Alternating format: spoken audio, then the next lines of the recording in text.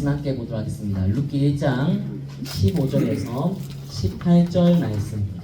구약성경 403면에 있습니다. 함께 찾아봅시다.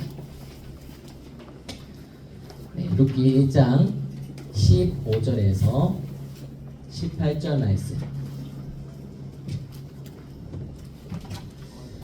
네, 우리 4절 말씀인데 같이 한번 읽어보도록 하겠습니다. 15절에서 18절까지 함께 있습니다. 시작. 나오미가 또 이르되 보라 그의 동서는 그의 백성과 그의 신들에게로 돌아가나니 너도 너의 동서를 따라 돌아가라 하니 룻이 이르되 내게 어머니를 떠나며 어머니를 따르지 말고 돌아가라 강건하지 마옵소서. 어머니께서 가시는 곳에 나도 가고 어머니께서 머무시는 곳에서 나도 머물겠나이다. 어머니의 백성이 나의 백성이 되고 어머니의 하나님이 나의 하나님이 되시리니 어머니께서 죽으시는 곳에서 나도 죽어 거기 묻힐 것이라.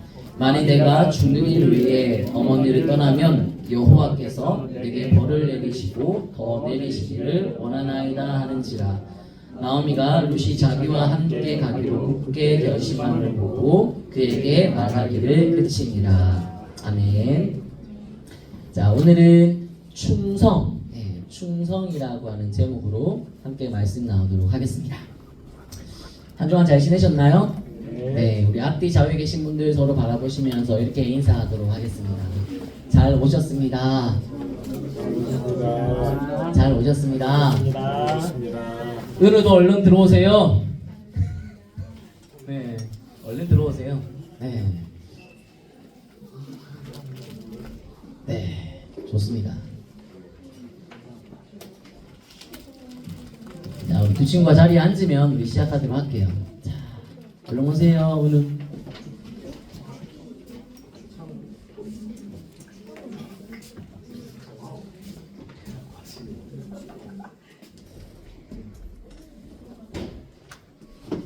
지금 신발 신고 있는데 자리에 앉으면 우리 같이 시작할게요. 끝까지 기다리겠습니다. 이리 오세요. 이리 오세요.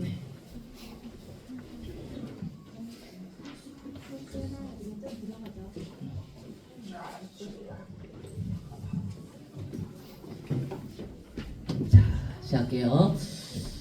자, 우리 계속해서 하나님의 신실하심과 관련된 성품에 대해서 우리 함께 살펴보고 있죠.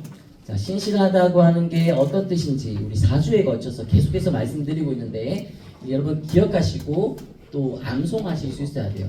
신실하다고 하는 것은 하나님께서 말씀하시고 하나님께서 약속하신 것에 대해서 반드시 지키시고 성취하신다라고 하는 거예요. 이 반드시 지키시고 성취하시는 하나님의 성품, 말씀하신 것에 대해서 반드시 지키시고 성취하시는 하나님의 성품, 그게 바로 신실함이라고 하는 성품입니다. 자, 이 신실이라고 하는 성품은 하나님께만 해당되는 성품이지만 우리는 신실하신 하나님, 변함이 없으신 예수님의 사랑을 의지함으로 이 하나님의 신실하신 성품을 닮아갈 수 있어야 돼요. 자, 또 이어서 일관됨에 대해서 우리가 살펴봤었죠. 우리의 감정이나 중요하다고 생각하는 환경, 또 주변의 사람들이 우리의 일관성, 하나님의 일관성을 닮으려고 하는 우리의 일관성을 방해한다. 그런 말씀도 함께 나누었었어요. 그래서 우리는 언제나 자신의 감정을 다스릴 수 있어야 됩니다. 지금 다른 생각, 다른 것 하고 싶은 마음 든다면 빨리 돌이키셔서 말씀 듣는 자리로 빨리 돌아오셔야 돼요. 감정을 다스리고 또 주변 사람들과 관계와 또 환경들을 점검하면서 우리의 일관된 신앙생활을 유지해야 합니다. 또 지난 시간에는 성실에 대해서 살펴봤었죠. 게으른 사람은 개미에 가서 지혜를 얻어야 한다는 말씀이었습니다. 자, 그런데 이 지혜는 열심히 살아야지 굶주리지 않는다라고 하는 이 세상적이고 누구나 다 알만한 교훈이 아니라고 말씀드렸어요. 오히려 하나님을 믿고 하나님을 닮아가야 할 하나님의 자녀로서 하나님을 경외하고 하나님을 아는 지식에까지 자라가야 한다. 그게 성경에 말하고 있는 지혜라고 했습니다. 그래서 우리는 열심히 말씀을 배우고 또 하나님께서 원하시는 모습으로 살기 위해 훈련도 받아야 한다. 이런 말씀도 함께 살펴봤어요. 그래서 하나님의 말씀을 듣고 말씀을 통해 하나님의 뜻을 깨달을 수 있는 지금 이 예배 시간이 정말 중요합니다. 예배 시간마다 이 증거되는 이 말씀을 잘 들으시고 또 여러분 2학기가 되시면 제자훈련도 꼭 받으세요. 그래서 게으르고 낙태해서 상황과 형편 따라서 이리저리 흔들리는 왔다 갔다 하는 그런 신앙이 아니라 어떤 상황 속에서도 무슨 일이 있다 해도 절대로 흔들리지 않는 굳건한 그리스도인으로 살아갈 수 있는 우리 중등부 모든 친구들이 될 수 있기를 축복합니다. 아멘. 자, 오늘은 하나님의 신실하심과 관련된 마지막 성품인데요. 바로 충성에 대해서 살펴보도록 하겠습니다. 자, 충성이라고 하는 것은 어떤 대상이나 조직을 향한 지속적인 헌신을 유지한다라고 하는 뜻이에요. 여러분, 충성이라고 하면 가장 먼저 떠오르는 이미지가 뭔가요? 바로 이런 이미지죠. 네. 군인들, 여기 있는 남자친구들 중에 이제 빠르면 5년 안에 군대 갈 친구들이 있을 것 같은데, 네. 이 군인들의 경내 구호가 뭐죠?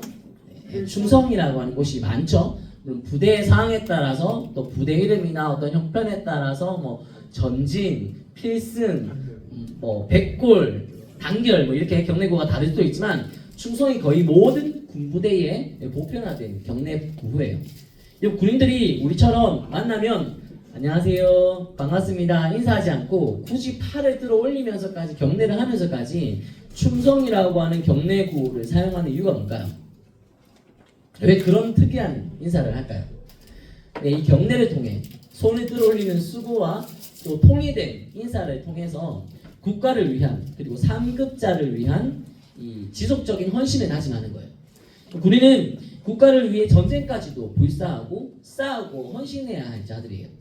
자, 근데 전쟁터에 나가서 무섭다고 하는 이유로 적진을 향해 돌진하지 않고 자기 혼자 멍 때리고 있거나 돌격 앞으로라고 하는데 자기는 엄마 앞으로 뒤로 돌아서 집으로 가버리고 그러면 전쟁이 되겠습니까? 안 되겠죠. 또 상급자가 뭔가를 지시했는데 그 상급자가 마음에 들지 않는다는 이유로 또 바쁘다는 이유로 따르기 싫다는 이유로 그 지시에 순종하지 않는다면 아마 군대라고 하는 조차가 존재할 수가 없게 될 거예요. 위계 질서가 다 무너질 겁니다. 네, 그래서 자신의 감정과 자신의 혈기를 다스리고 또 내려놓고 손을 들어서 이 충성이라고 하는 통일된 경례를 반복적으로 계속하면서 지속적으로 국가에 대해 헌신하겠다 다짐하고 상급자에 대한 존중을 몸에 익히는 거예요. 자, 그런데 이렇게 군인에게만 해당될 것 같은 이 충성에 대해 여러분 우리가 배워야 할 이유가 뭘까요? 이 충성 역시 하나님의 성품이기 때문입니다. 말씀드린 것처럼 이 충성은 하나님의 신실하심과 관련된 성품이에요.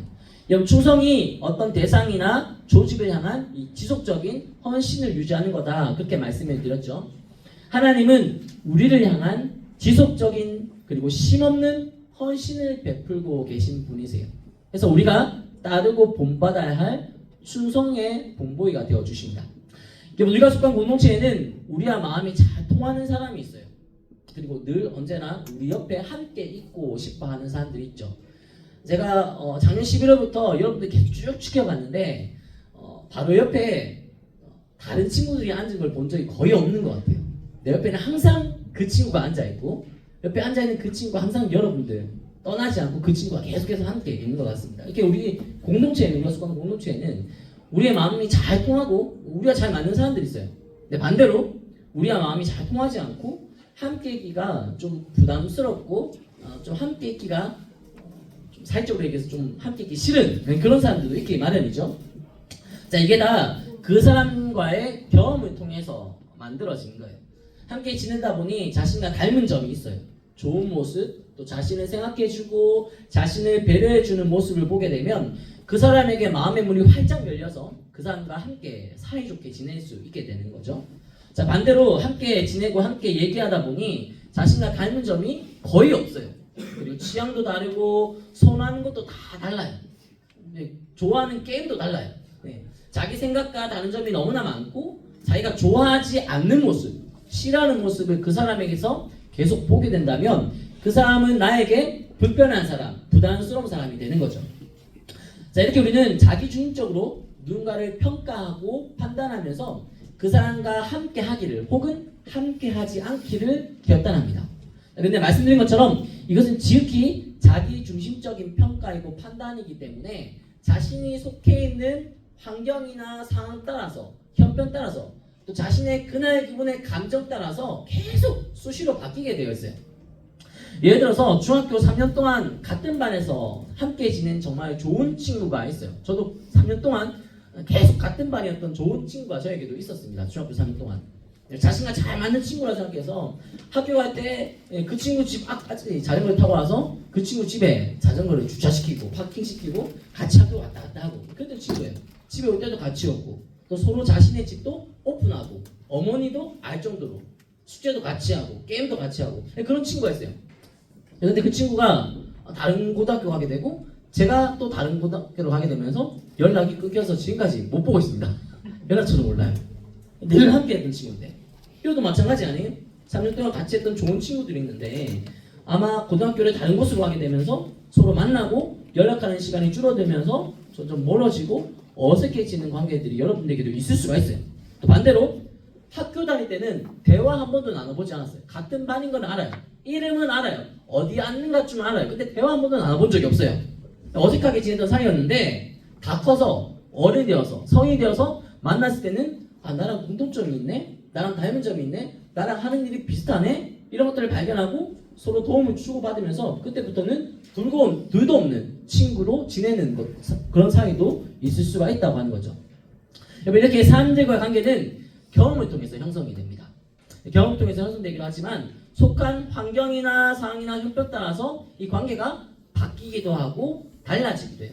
그런데 하나님과 우리와의 관계, 하나님과 우리와의 관계는 경험을 통해서 맺어지는 것이 아니라 우리를 향하신 하나님의 선택으로부터 시작되고 우리에 대한 하나님의 충성된 사랑으로 인해 유지됩니다. 중요하기 때문에 한 번 더 말씀드릴게요. 하나님과 우리와의 관계는 경험을 통해서 맺어지는 것이 아니라 우리를 향하신 하나님의 선택으로부터 시작되고 우리에 대한 하나님의 충성된 사랑으로 인해 유지됩니다. 만약에 하나님이 경험을 통해서 우리와 관계를 맺으시려고 한다면 하나님은 우리 중에 누구와도 관계를 맺지 않으려고 하실 거예요. 왜 그런가요? 왜냐하면 하나님은 거룩하세요. 하나님은 완전하십니다. 하나님은 실수가 없어요. 근데 우리는 너무나 연약해요. 우리 너무나 부족해요. 우리 너무나 불완전한 존재입니다. 정말 감사하게도 하나님은 우리의 어떠함을 보시거나 우리와의 경험을 통해 우리를 선택하신 것이 아니라 우리에게서 아무것도 보시지 않고 무조건적으로 우리를 선택하셨어요. 그리고 우리를 선택하신 하나님은 환경이나 상황이나 형편이 어떠하든지 우리에 대한 사랑과 헌신을 계속해서 이어가십니다. 자, 하나님은 우리가 연약하다는 이유로 우리가 실패했거나